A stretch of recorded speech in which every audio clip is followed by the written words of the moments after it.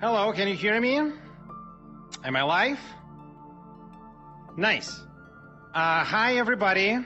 Thank you, everyone, for coming. My name is Mick Labanok, and I'm coming to you from Visceral Science. Visceral Science is a virtual reality application. It's one in the series of virtual reality applications that are available on Verizon Innovative Learning Platform, and that we have developed together with the World Science Festival, Columbia University, and other partners. And I'm going to use this virtual application to show to you what are the new ways how teachers can engage with their students, with their audiences in VR applications or with the help of VR applications, and basically give you a little bit of a sense of where all of this is going. Now, you probably noticed that I'm an avatar, right? I'm looking like a robot.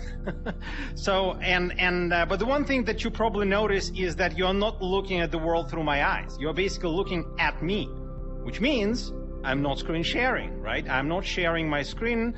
I'm not connected to a computer.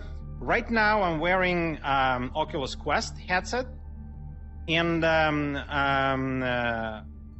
this is like a very typical, probably the most widespread headset, virtual reality headset right now on the market. And the way I can communicate with you is because the video messenger that we're using for this meeting, BlueJeans, is actually integrated with the classroom itself. Now, we are in a multiplayer room. Visceral Science is a kind of an application that talks about basically space stuff, right? So we developed this application with an idea to show to students what they can otherwise cannot experience through any other apps, mobile apps, or through textbooks or through video. I mean, mantra, we're not trying to drag into VR what doesn't need to be in VR.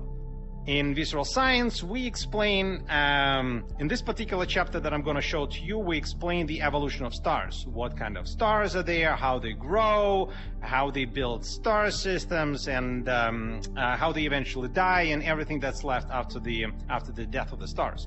But similarly, we have developed other applications in the Visceral Science series that talk about gravity, that talk about, for example, plate tectonics, and plate tectonics not just on Earth, but other planets, like, I don't know, well, definitely volcanism. Plate tectonics wouldn't be available in many places, but definitely volcanism, like on Venus, Ganymede, other places. We have experiences that are dedicated, for example, to the speed of light, and that show how the reality changes and bends as you move closer to the speed of light. But the main idea in these virtual reality applications is that it's not just about virtual reality. And you can join these applications through various means. Now, of course, the simplest way for the teacher to join a virtual reality application is to basically bring a bunch of headsets into the classroom, give it to the students, and all of the students will be kind of running around and building their star systems here in this multiplayer. But there are other ways to engage with this, of course. So one of them is what I'm doing right now. As a teacher, I can be in a virtual reality experience that gives me the possibility of what we call spatial computing. We can be showing things in 3 dimensions and interacting with them, and showing to others through the means of video messenger, and video messenger that is integrated with content. And the other tools would be to work with these experiences through mobile phones, through browsers, and basically these are 3-dimensional worlds, 3-dimensional classrooms into which you can join for all kinds of devices, and different devices give you different possibilities. Now, before I move forward, let me just show you what I'm seeing. So first of all, I'm standing on a galaxy. Many of you probably don't realize it. And there is a camera that I can control. I can, for example, grab camera, move it behind me. There's, by the way, the screen, how I see it. And I have a panel through which I control my broadcast, right? I can see your chat. I can see people, chat with the students, and I control my camera, control my call, all the same things that I would be able to do during any other video call.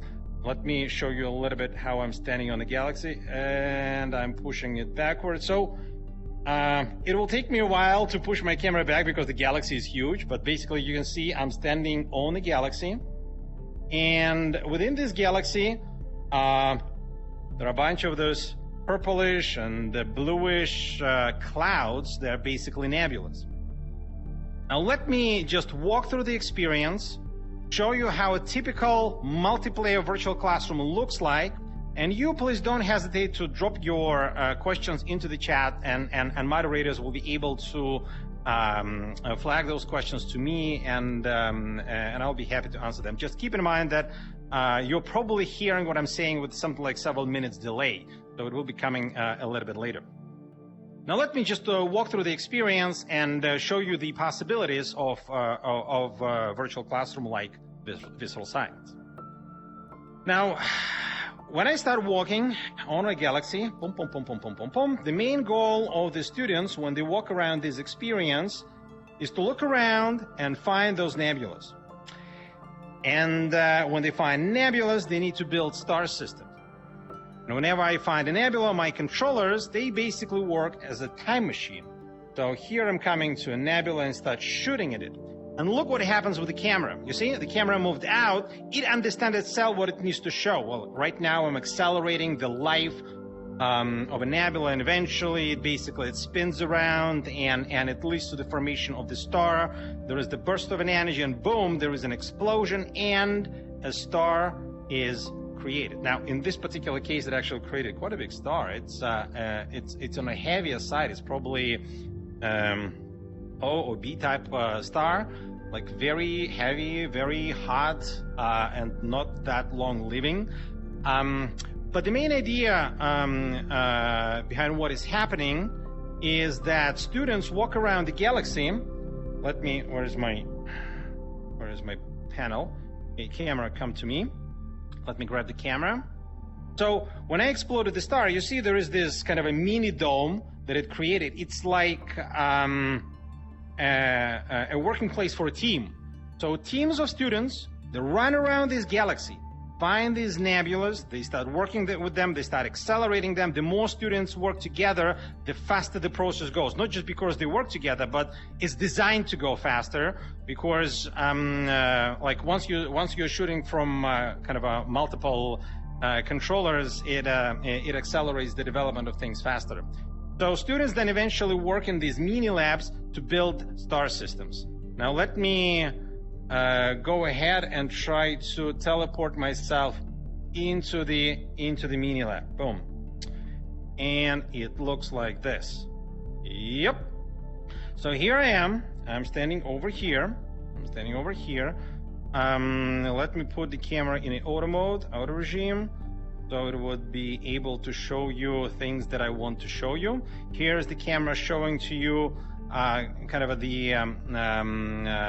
the warp space-time with the star in the middle, and there are yellow clumps of matter floating around the star, and from these clumps of matter we will be creating protoplanets and eventually planets. Now notice that I don't when I need to call the camera and control the camera, I can do this, but at most of the times the camera knows what is the better angle to show content at this particular moment. So when I start, for example, accelerating a protoplanet, let me start shooting into these yellow clumps of matter. It shows how I'm shooting and how many kind of millions and billions of years had passed.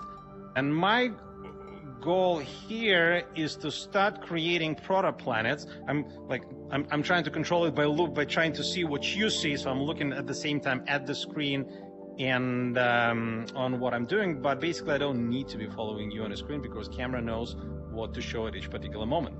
So similar to what I'm doing right now, students, they eventually work together in a mini lab and they start creating these protoplanets around the star.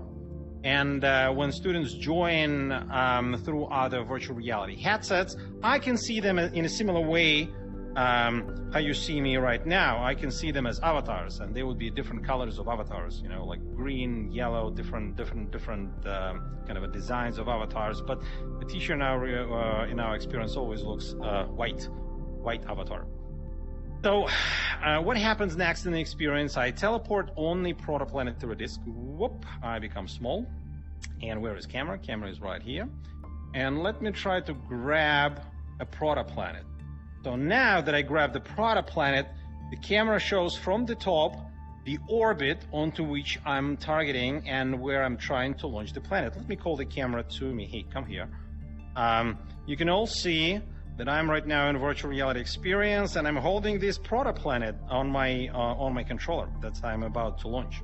Now, I can select different speed, different angle, but basically, when I choose the orbit onto which the protoplanet needs to go, when I shoot, you see how the camera starts following the protoplanet, and it flies behind it, and it shows how it assembles more dust and debris, and eventually grows into full-blown planet. Now, let me walk around and maybe create some more planets. Here's another protoplanet. Come over here. Whoop. Yep, I have it. And then I shoot it. Boom. And this way, basically, students continue building up their star system. And of course, since we have different kinds of stars, we have 7 types of main sequence stars. Different stars, they will be creating this planetary systems in different way. There will be different speeds of planets. Students will develop a better intuition how the speed of these planets changes as you move further away from the star, and of course all of those stars, they end their life in a slightly different form. Now, talking about the end of the life of a star, let me just try to start shooting into the star itself and see what happens with the star. So let me start accelerating the life of a star, and you see how it's growing and growing and growing. It was a pretty big star, so this one might actually go supernova. As it grows, it eats the planet that we're floating around it, and eventually it goes kaboom. It explodes, and there is a big shock wave that goes all across the galaxy, and if there were other teams, virtual reality teams that are assembling their star systems, they would feel how the shockwave from the explosion of a supernova just went through them. And you see at the end of this process, it created a nice looking neutron star. Now, if we had a star a little bit bigger than this one, it would probably create a black hole, which is kind of funny looking object in virtual reality because it shows how the light bends and distorts as we play around with this. So that's basically the main premise behind this visceral science experience. Now, the moderators, they have information about a mobile app. I will ask to share with the audience the information about the mobile app. So those of you who right now have access to your cell phones, to your tablets, feel free to just scan a QR code or just click a link and find the app. A mobile app, and there is a class access code there available to you. So you, as I'm going through this experience, some of you may try to actually join me here from their phones or from their tablets. What you need to do, once you download the app, you will see a special tab called K-12 Platform. Go to this tab called K-12 Platform. Make sure you're logging in as a student. You'll log in as a student by default. It will be saying in a drop-down menu, I'm a student. And then just use the class access code. Once you go through this process, you might be able to actually join me in this experience. And how do people look like who join from the mobile phones and tablets? They look like drones. So basically, everybody who joined as an avatar from virtual reality, they walk around as this robot-looking avatar and they can interact with each other. But everybody who comes through mobile phones or through kind of basically browsers, you can see them as like flying tiny little drones here, and they can do pretty much exactly the same things that a person in a virtual reality can. The difference, of course, they see stuff on a 2-dimensional screen in front of them, as opposed to me, who is basically looking at this beauty around me in a 360 fashion, and I can interact with them a little bit more intuitively. So, how's it going? So far, so good? No questions? Nothing? Questions in the chat yet? I think we're enjoying the experience of being in the galaxy with you. Or in the solar system. Yeah. That's good. Let me walk around a little bit more and show you a few more things. In this session, I specifically wanted to talk to you about the skills that teachers will need in this evolving environment, and you will be able to see these applications more and more often. Now, the reasons you will be able to see these applications more often is not just because virtual reality is going to be everywhere and it's going to take over the world. No, virtual reality, especially virtual reality for standalone VR devices, it becomes kind of a good common denominator. So what is a standalone device like Quest or Pico or Vive XR Elite? It's basically a cell phone in terms of its processing power, in terms of its hardware. So when we're developing for this kind of standalone VR devices, it is relatively easy to then go ahead and create a version of this content for the cell phone. At the same time, we can create a mode of this for a much more powerful PC VR. Some of the schools and some of the users, they have PC VR stations, basically VR headsets that are connected to more powerful computers, gaming computers, which are able to process have a bigger processing power, and because of that, we can make visuals more impressive. So as I told you, I'm right now in a standalone VR headset in Quest, but if I were, like, for example, in a Vive Pro headset, the visuals around me would be even more dramatic, right? So basically developing for virtual reality for standalone virtual reality headset becomes a convenient way to build three-dimensional worlds that you can later port to anything you like. But because content evolves, the skills of the teachers, they also need to evolve. Well, yeah, here we see already first people joining us. Over there, can you see, guys? There is let me grab a camera. Over there. Here is somebody on a mobile phone. Let me come closer to you. Nicole, yes, we can see you. Hi, how are you? So basically, when you are on the phone, on the left-hand side, there is a joystick. You can move left, right, up, down, right? And on the right-hand side in the bottom, you have basically stuff to shoot with. So point your phone, and you can tilt it, move it up and down, and basically move it in basically spatially, right? So don't be afraid to tilt your phone and kind of just look down. Yeah, I can see you're doing correctly. Yeah, point yourself at one of these yellowish clumps of matter and try to shoot at them. Let me put the camera somewhere in auto regime so it will show the entire room. Yeah. So let me help you. Yeah, you're doing correctly. See, let me try to start shooting at one of the clumps. Here I'm shooting, and maybe you will be able to shoot as well. Just point it. Yes, you're doing it correctly. Just keep pressing. Yes. Keep going. You see how you probably on your cell phone you can see how the percentages progress. You're basically gradually building. You're gradually creating a protoplanet. Keep shooting. Don't stop. You might actually hit the star because it's in your way. I don't know if you have space around your table, but you can walk around and, as I've mentioned to you, basically tilt your phone and try to shoot more precisely. Let me put, guys, the camera over here. I think that's a good enough angle, right? You can see her. So if more of you join, you will be able to come also here and try to shoot. Let me go on the disk, and I will grab a protoplanet. Yep. And here I'm shooting a protoplanet. Let me come to Nicole.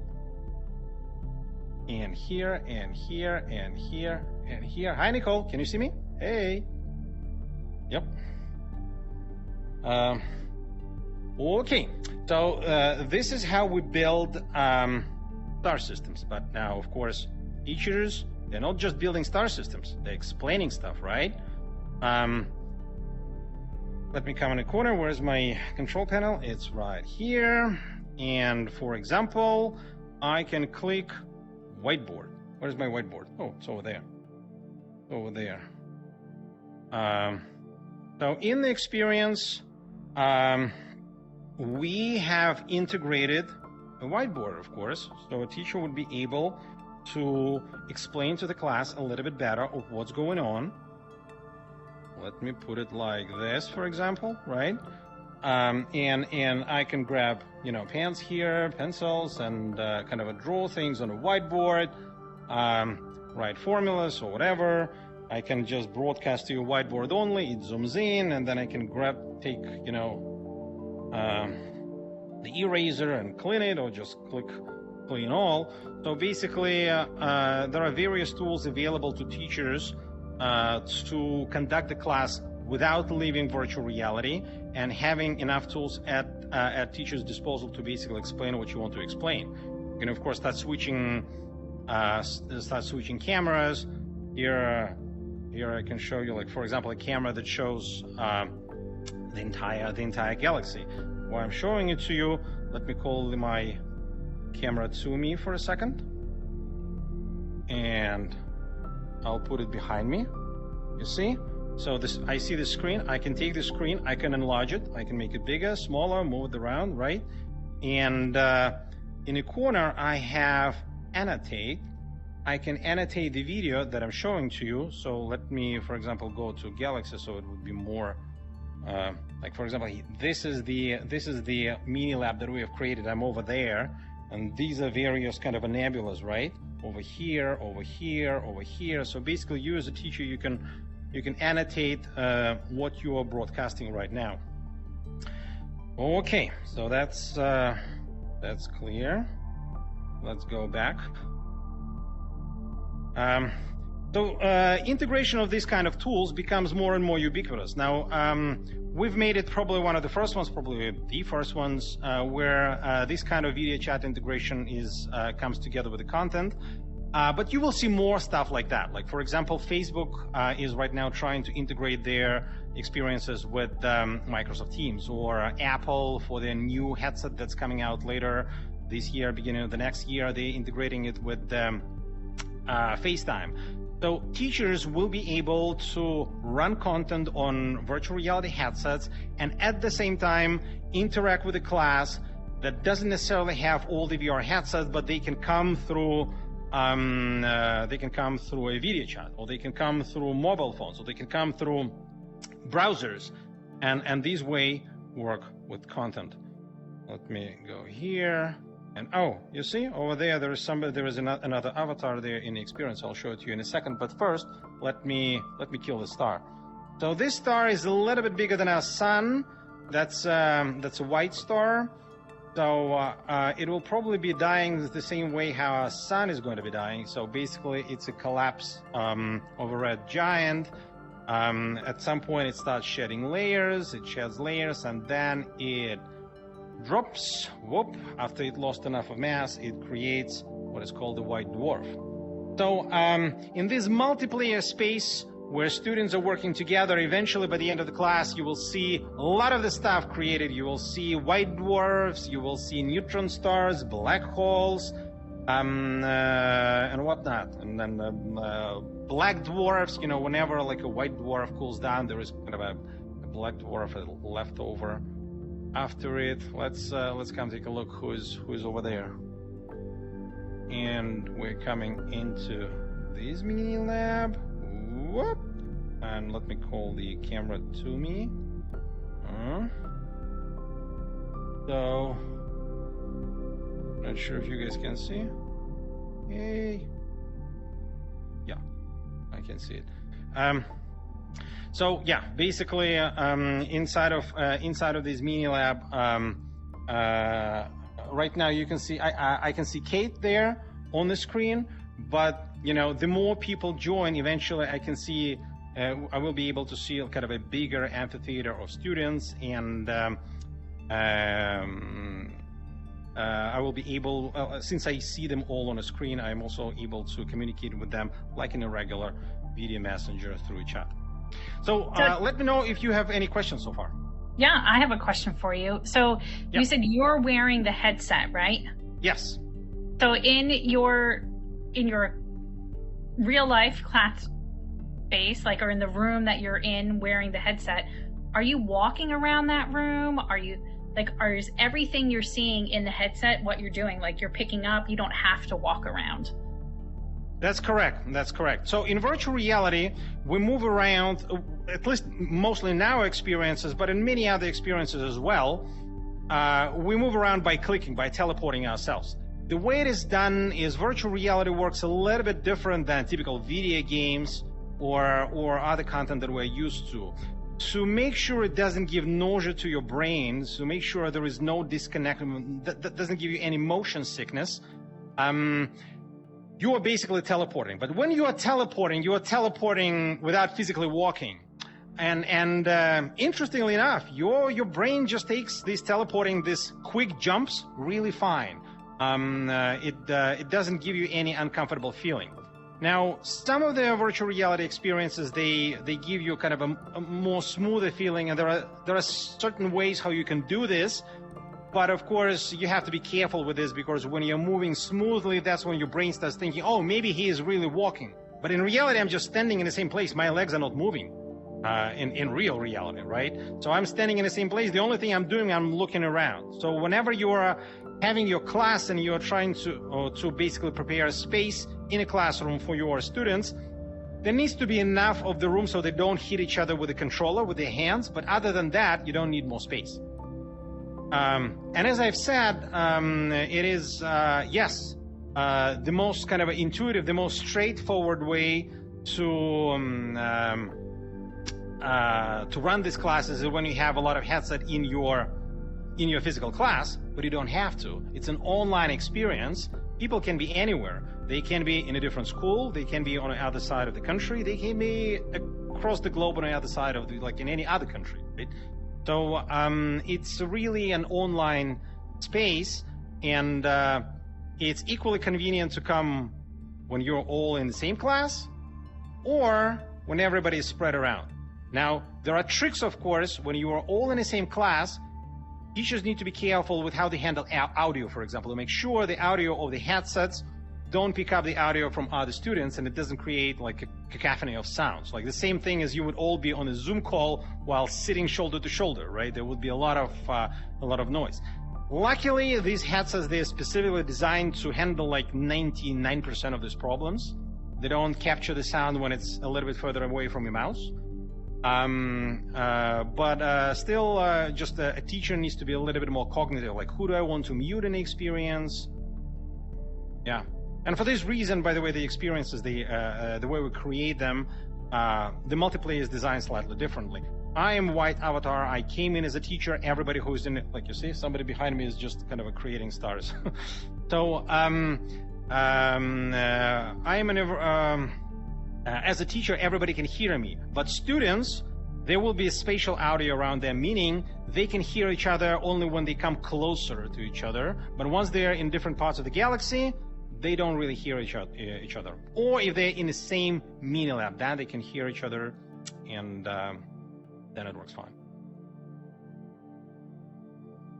Then you're Any holding other questions? Controllers, right? You're holding controllers. So we see your hands moving, and I imagine then that you're speaking with your hands, that you have some sort of controller in your hands. Yeah. So I'm holding controllers.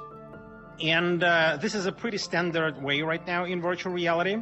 Now we are gradually, with all new generation of devices, we're moving to a no controller world. Controllers, they are very beneficial, but they have also their downside. The main downside, if you're a classroom and you bought 20 headsets for yourself, that means you just acquired 40 controllers. And you should kind of make sure that the right controllers are associated with the right headsets, and you probably have the right storage facilities where basically those controllers, they hang to each other. Maybe you mark them somehow and you don't mix them up. Now, in virtual reality, controllers give you a powerful tool because you can teleport. There are buttons and you can teleport, you can interact with stuff, and it's just easier to develop experiences for controllers. At the same time, most of the newer VR headsets, they allow you to operate experiences without controllers. So your hands can be equally tracked, but then the whole question comes, okay, how do you move around? Do you like physically walk, or do you like grab surface and crawl? Like, what's the process? So for now, we are in a controller-led world, and controllers help. But probably going forward, we're going to develop something for situations when you don't have controllers. And of course, for classes, it will become a little bit easier because you don't need to handle those controllers and make sure they are kind of right controllers connected to the right devices. Well, we have 15 minutes left until the end of the session. So if there's other things you want to show us, there's no other questions in the chat for now.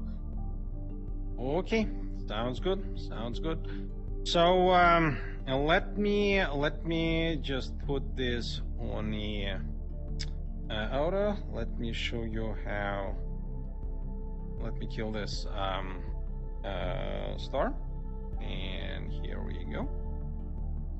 And I'll just close this lab by destroying it.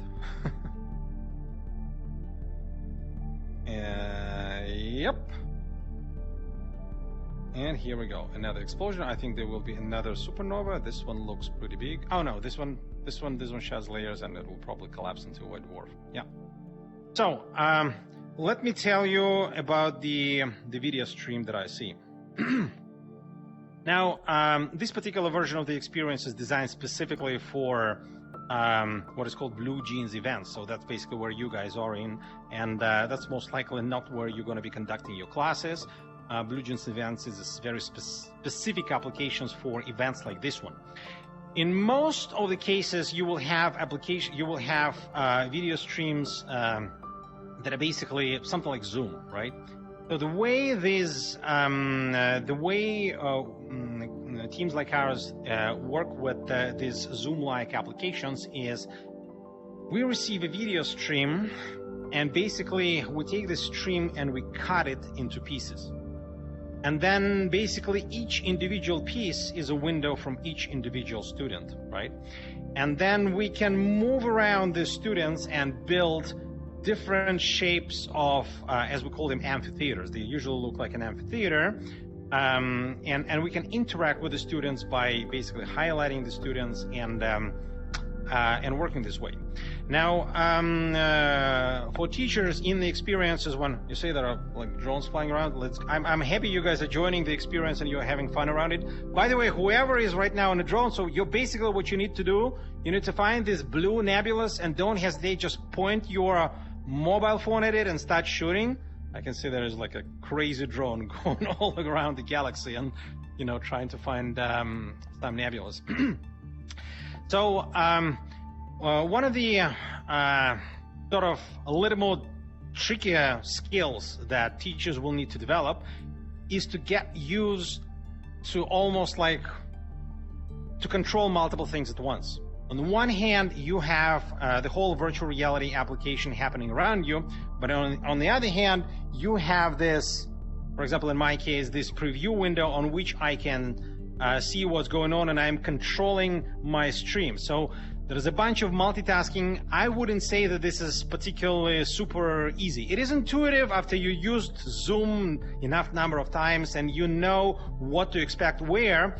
But still, we've seen the cases when teachers they feel almost a little bit lost when there is one video here, there other stuff is going on over there, and there's another video broadcasting on a screen from the students who are joining.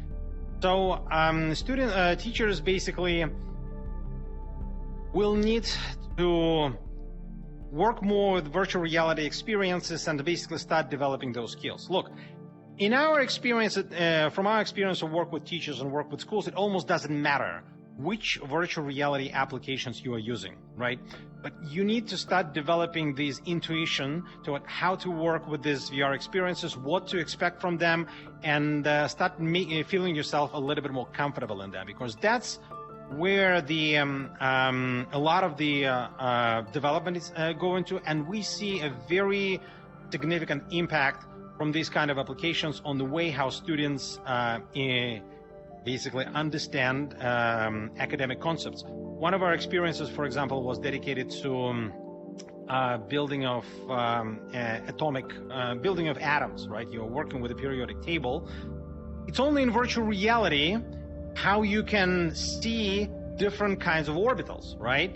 And today in chemistry classes, many of them teach you about S and P type of orbitals. They don't even go deeply into D and F type of orbitals because it's really difficult to explain what is it, how does it look like? Even if you draw it on a piece of paper, even if you show it on a video, it's confusing. It's too complicated, right?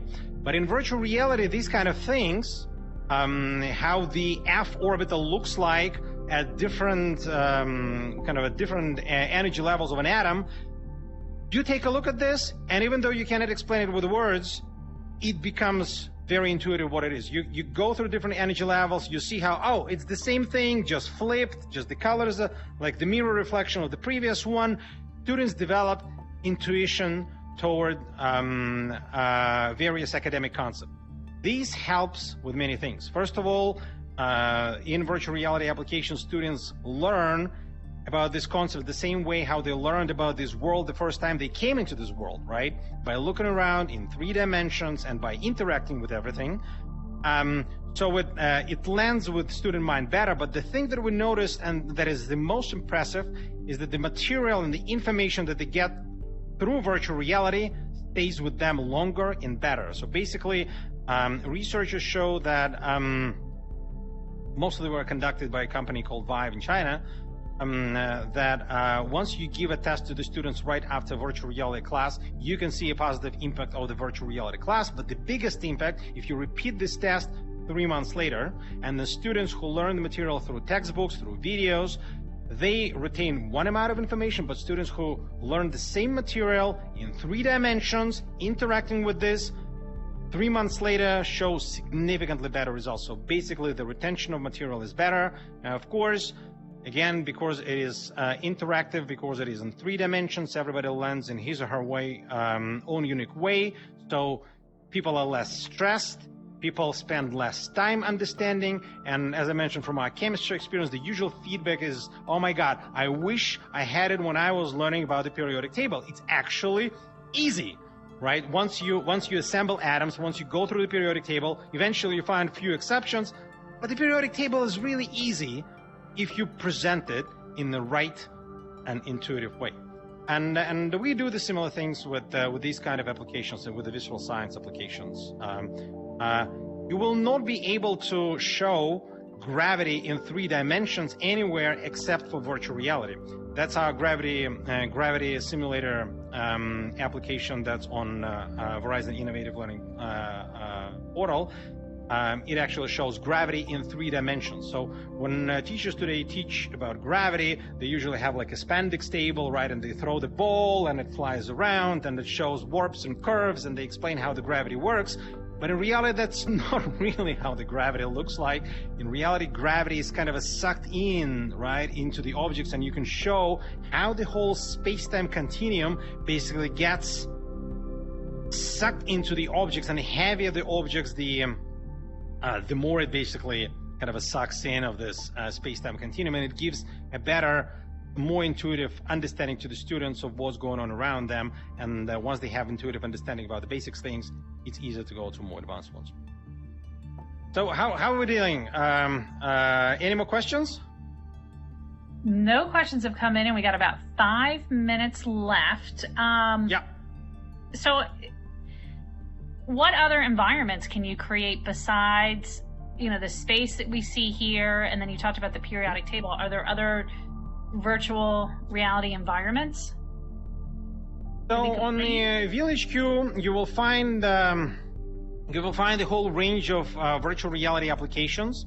There is a very nice applications from the New York University that is called Looking Inside, and it works basically with cells, and it shows to you can actively participate in the cell's mitosis, basically splitting the cell with your hands. So that's the experience that was developed by the by New York University, and all of these experiences, they are on our platform. We, within the Verizon program, we developed 3 applications. One is this experience that helps you better understand how the star formation works and how you build star systems. The second application that I've mentioned to you is Gravity Simulator. Now, the idea behind Gravity Simulator came when we started development of it. At that moment, the LIGO Observatory just confirmed gravitational waves, and we wanted to show how gravitational waves basically look in 3 dimensions. Now, with this experience, you can see that that's kind of a model. That's not really true to size. If you look at this, that's not the size of stars relative to planets, relative to kind of a distances. But Gravity Simulator is an actual sandbox, and I wouldn't say it's a linear dependency between the sizes and masses, but it's I think it's a logarithmic scale. Where basically masses and sizes of objects, they're basically calculated according to the logarithmic scale, and you get a better understanding of how does, for example, a planet like Enceladus, a moon like Enceladus would look comparing to Jupiter, and then comparing to a star, and then comparing to a giant star like Rigel, or to a supermassive black hole. And this all works like one gigantic playbox, where when somebody builds a star system and someone else starts to build a star system in another place, they basically tag on each other and they influence each other, and you're working like in a real space. The last application that we have developed is called Near the Speed of Light, and it's a very specific one. It's actually a little bit more gamey, but it's specifically designed for those situations when schools don't have a lot of VR headsets. They have either 1 or 2. In that application, there is one person in virtual reality, and the rest of the students, they join through cell phones and through web. And students on cell phones and web, they fly shuttles. And they fly shuttles at different fractions of the speed of light. And as they press different fractions of the speed of light, like 5%, 15%, 50, 95%, they see how they accelerate through like futuristic city, and they see how this city bends and contracts, and how Doppler effects influences, and all other forces that basically affect when you are moving closer to the speed of light. The game by itself is kind of fun because people in virtual reality, they have lightsabers, and their goal is to stop those shuttles from reaching the portals. And the role of the shuttles is to assemble as many stars as possible, like point stars. This way, the whole class works as a team to defeat 1 or 2 players in virtual reality. And the beauty, of course, of these applications is that you don't really need virtual reality headset in your class for this. You just need like 1 or 2. And but the students, they can build the whole strategies, and somebody picks a shuttle that is a neutrino, so the neutrino shuttle will fly unimpeded through all the buildings. The other one will take a shuttle that is a supernova, and they'll develop a strategy when somebody on a supernova will come to a person in virtual reality and explode supernova, blind the guy. At the same time, somebody who was flying magnetar will actually attract a lot of stars and fly past this guy in with a lightsaber. And lightsaber is not the lightsaber from the Star Wars. It kind of course, inspired by the Star Wars, but it moves according to the rules of relativity. As you move your lightsaber faster, it actually bends and contracts, and depending whether you are moving or whether you are just moving the lightsaber around, or whether you are moving together with the lightsaber, it will behave differently. And of course, you will also see the whole Doppler effect on the lightsaber. As it moves away from you, it is getting red shifted. As it moves toward you, it's getting blue shifted. So these kind of smaller things, they help to build they help students to ask questions. And through questions comes a better understanding of concepts, of which we believe virtual reality will be able to help you a lot. And we're at the end of our time. So one last thought or takeaway for the folks at home. Any last advice for them with this? Yeah. So the main advice, of course, for the teachers is to start experimenting with virtual reality. The sooner the better. There are various applications, educational applications, and Verizon Innovative Learning Portal has done a great job of bringing some of the best ones for your use, and they are free to use. Teachers, they need to start building more and more of those skills of working with these virtual worlds. One of the things that we have noticed, look, we've shown our experiences on a lot of exhibitions, right? And on the exhibitions, what we usually find is teachers come to us and they're very interested and they're trying things and they're like gradually absorbing these information. But the moment the students come, they are light speed with these applications. They are fluent. So these three-dimensional applications, these virtual reality applications, is their current language. Now, when we have students approaching us, usually on exhibitions, people run away from the students because they wreak like havoc, and especially kind of the younger ones. We love them. When they come to us, we don't need to tell them anything. We just give them the VR headset. They find their way completely and entirely. Like, if I would be having like 2 or 3 more students with me, right now this galaxy would have been filled with a lot of exploding stuff. And that's exactly how they learn. So for the teachers, the main advice is to keep up with the technology, and there is no way how we're avoiding virtual reality in education going forward.